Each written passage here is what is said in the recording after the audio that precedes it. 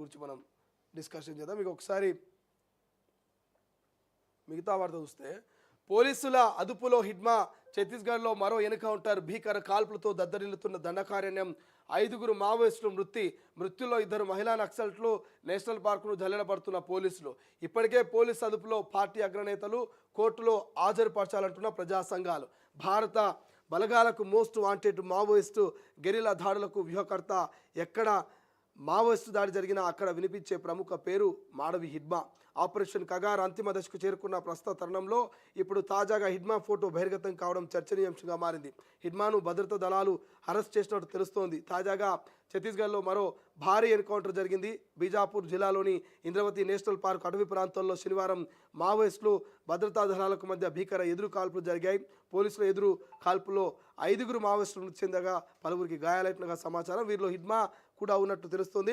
పోలీసులు గాయపడ్డ హిడ్మాను అదుపులోకి తీసుకున్నట్టుగా ప్రచారం జరుగుతోంది. సో మీ అందరికీ తెలుసు, గత కొన్నేళ్ల నుంచి హిడ్మా అనగానే ఒక పాత ఫోటో దర్శనం ఇచ్చేది. మనం నిన్న కూడా చెప్పుకున్నాం.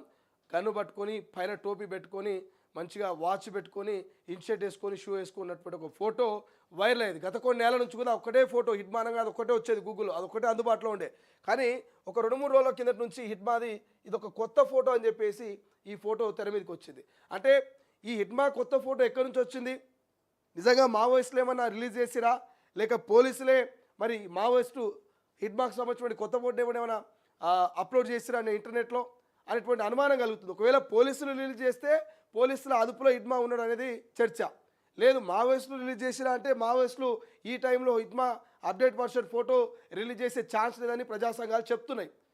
అంటే క్లియర్గా ఇక్కడ అర్థమయ్యేది ఏంటంటే, ఎప్పుడైతే ఆపరేషన్ కగార్ను మొదలుపెట్టిందో కేంద్ర ప్రభుత్వం, అప్పటి నుంచి ఇక కాశ్మీర్ నుంచి కన్యాకుమారి దాకా ఉన్నటువంటి అడవులన్నీ జల్లడబడుతూ మరి తెలంగాణ కర్రెగుట్టలు, ఇక ఛత్తీస్గఢ్ అబుజ్మాడు ఆ అడవులన్నీ ఇంద్రావతి నది ప్రాంతంలో ఉన్నటువంటి నేషనల్ పార్కుల వరకు జల్లడబడుతూ ఎంతోమంది మావోయిస్టులు ఎన్కౌంటర్ చేస్తూ మరి మావోయిస్టు పార్టీ ప్రధాన కార్యదర్శి ఉన్నటువంటి నంబాల కేశవరావు ఎన్కౌంటర్ తర్వాత ఒక 20 నుంచి 27 మంది ఎన్కౌంటర్లు చూస్తున్నాం. అవన్నీ కూడా జరుగుతూ వచ్చినాయి.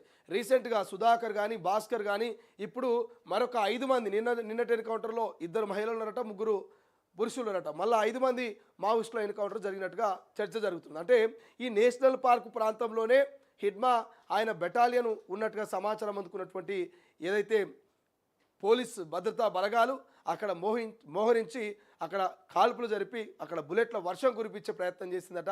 ఎక్కడికక్కడ తూటాల సౌండు, ఆ పచ్చటి అడవిలో మోతమోగినటువంటి పరిస్థితి. సో మరి హిడ్మాతో పాటు ఇంకొక 5-6 మంది అగ్రనేతల్ని పోలీసులు పట్టుకున్నారు.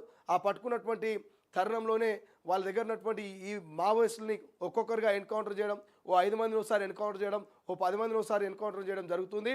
సో దయచేసి ఇప్పుడు పోలీసుల అదుపులో ఉన్నటువంటి హిడ్మా కానీ ఇంకా ఏ అగ్రనేతలైనా కూడా ఎన్కౌంటర్ చేయొద్దు, వాళ్ళని న్యాయస్థానాల ముందు మీరు హాజరుపరచాలని ప్రజా సంఘాలు, పౌర హక్కు సంఘ నేతలు అయితే పెద్ద ఎత్తున డిమాండ్ చేస్తున్నారు. వాళ్ళు వరుసగా హెబియస్ కార్పస్ కూడా మేము పిటిషన్ దాఖలు చేస్తామని చెప్పేసి నిన్న పౌర హక్కుల సంఘం రాష్ట్ర అధ్యక్షులు గడ్డం లక్ష్మణ్ చెప్తా ఉన్నాడు. సో దయచేసి ఎట్టి పరిస్థితుల్లో అదుపులో ఉన్నటువంటి మావోయిస్టులని ఎన్కౌంటర్ చేయదని వాళ్ళైతే డిమాండ్ చేస్తున్నారు. కాబట్టి చూడాలి ఎప్పుడు ఏ వార్త వస్తుందో మావోయిస్టుల గురించి అనేటువంటి ఒక కంగారులో అయితే ప్రజా సంఘాలు, పౌర హక్కు సంఘాలు ఉన్నట్టు తెలుస్తోంది.